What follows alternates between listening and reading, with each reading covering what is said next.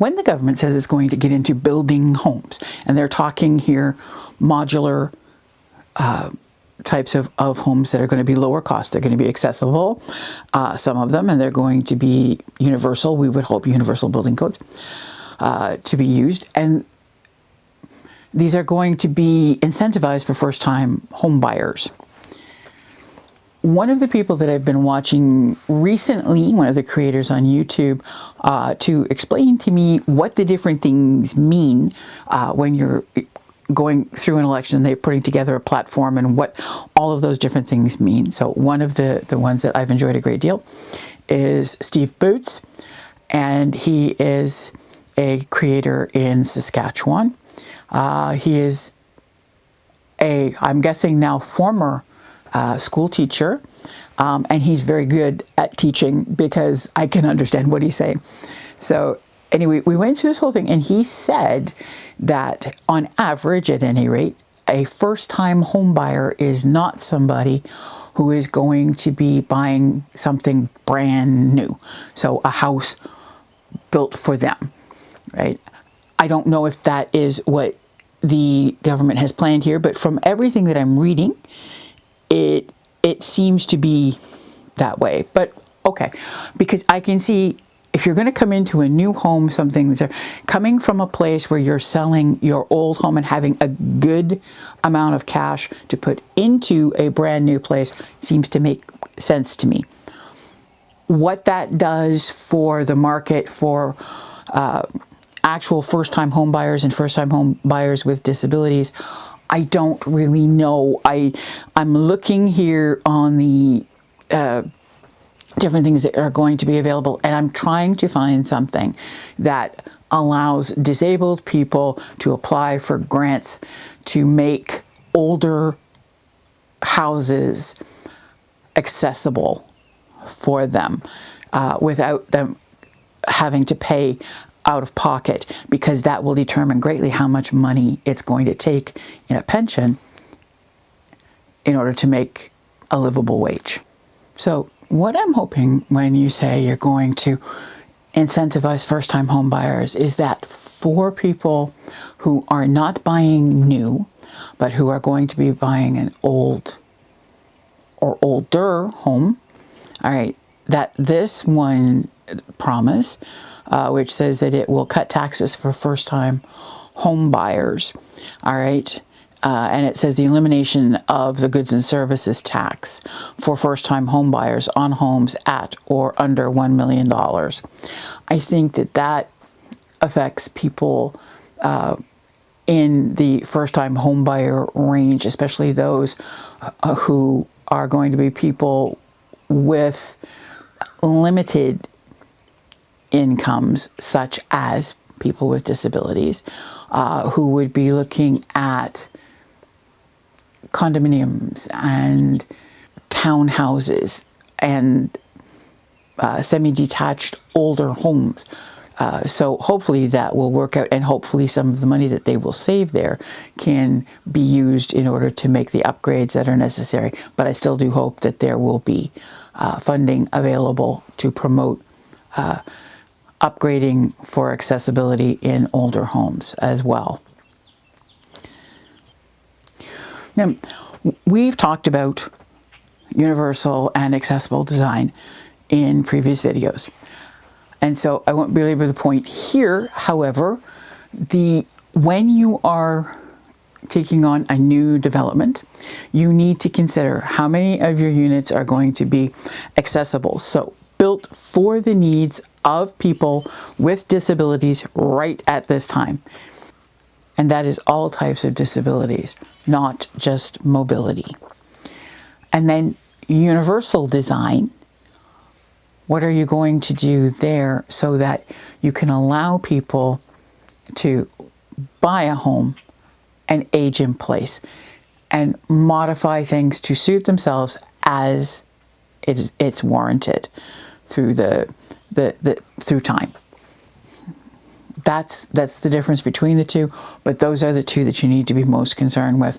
And I think you're looking at a higher percentage of accessible units at this point. We'll see. All right, here is my controversial statement for the day. I believe that walkable neighborhoods are great things. I think that anything that can put the services that you need within 15 minutes of walking, biking, or transit to you so that your dependence on a vehicle is lessened, I think that's a great thing. I also very firmly believe that in terms of a neighborhood, there needs to be a realization that there are going to be people who are going to live in their vehicles. I don't think that it is realistic to assume that everyone is going to be able to afford to rent or to buy a traditional sticks and bricks home. Very young people are going to want to try living on their own, taking responsibility for themselves, and coming up with hundreds of thousands of dollars, or just in order to get a small home very darn close to $1,000 in rent and utilities and all of those things. Very, very difficult for them to do in beginning jobs. So I think there needs to be the realization that we need to provide options, and that living in vehicles is one of those.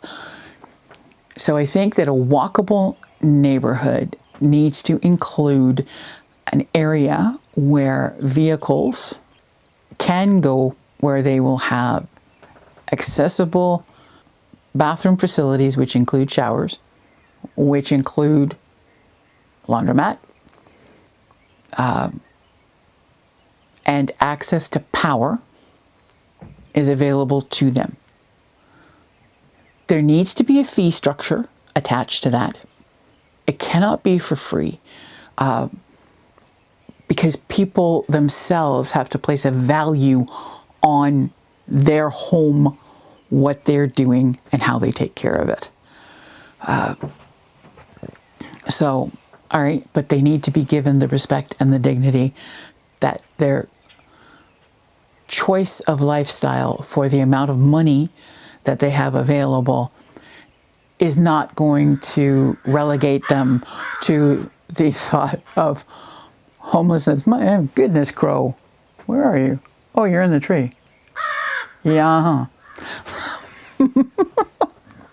So, but I do think that that's important. But when you're doing all of this, it's an all-inclusive thing, because you've got people who are living in vehicles, but they're still going to want to be involved in the neighborhood. So if you have green spaces within a walkable neighborhood where everybody can gather, if you have a swimming pool, or like a park where they can do karaoke, or go for walks through a trail, get to the ice rink, have access to transit. They don't necessarily have to take their vehicle anywhere, but they can live in that vehicle. And this is something that I think is important. It's the not ruling anything out. And when I read plans like this, I am inspired to believe that there is room to be creative and use your imagination and build something that is particularly unique. One of Canada's unique properties to me is that we have an amazing outdoors.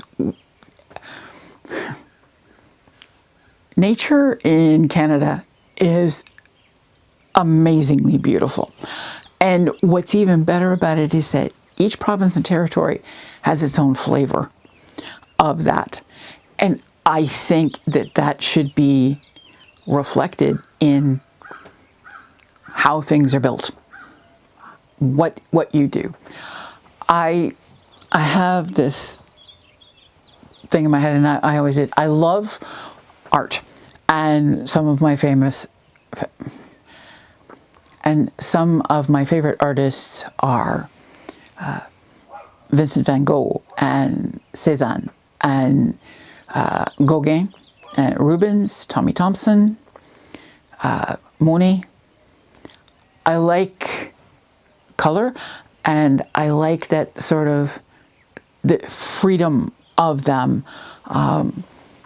And people may say, well, Rubens and freedom? Yes. Rubens, to me, painted people with their souls in there.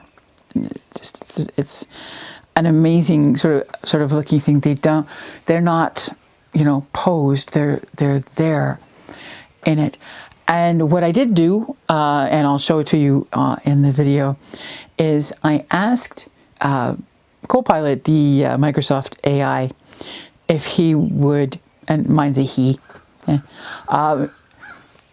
do a picture of a neighborhood based on those colors, okay, like the feeling that those artists give to something. And this is the thing that I'm trying to get across, is that there's no place that has to look like, oh look, they did 4 blues and a green, and here they did 4 yellows and a green, and here they did 4 greens and a blue. And all the same thing. It doesn't have to be row after row of the same. It can be beautiful and colored and planted and warm and inviting. I have a very close setting, but all with front porches and sidewalks and things. And I look at that and I see people sitting out after supper and yakking back and forth across all the porches. And even in my head, right, a way of putting cooperative living, so people with cognitive disabilities, people with mobility issues that cannot get around without assist, and different sorts of things going on there, but connected but not, and having the respect of that. I look at the sidewalks that are all integrated and together, and I think it pushes movement between the houses so that you're not isolated and you're not alone, but you are part of something, but you also have your own space. And I thought that was incredibly beautiful to see. And I can still picture kids playing hopscotch there, because it's the kind of place that makes you think of kids drawing chalk pictures on the sidewalk too. And that's the feeling that I hope comes out of all of this, for walkable cities, for places where things are accessible, places where things are universally built, places where people are given options, and places where people whom we have already deemed that cannot live on their own, that we prove that through just a little bit of creative thinking really can live and have their own dignity and respect and still be involved in a community. This is a big thing to me. A neighborhood, if you're going to build it, if the government is going to get back into building homes. Homes is a different word than houses. A neighborhood is more than just the houses in it. A neighborhood is a spirit. A neighborhood is a community. A neighborhood is grocery and bakery and medical and drop-in centers and basketball courts and all sorts of things. That is a neighborhood. It's about people. And this plan is a good one, and I like it. I want to see it in practice. I want to see it built out to more. I want to see disability advocates of all types getting involved in making sure that all its aspects are looked after and given to all the people. I don't want to have a disability commitments page. I want to have a people commitments page. That's what I want. That's the way I feel about it. That's the way I think. And thank you, Mr. Boots, for all of the information and for provoking me to think a little bit. I look forward to hearing what you all have to say. And thank you for listening.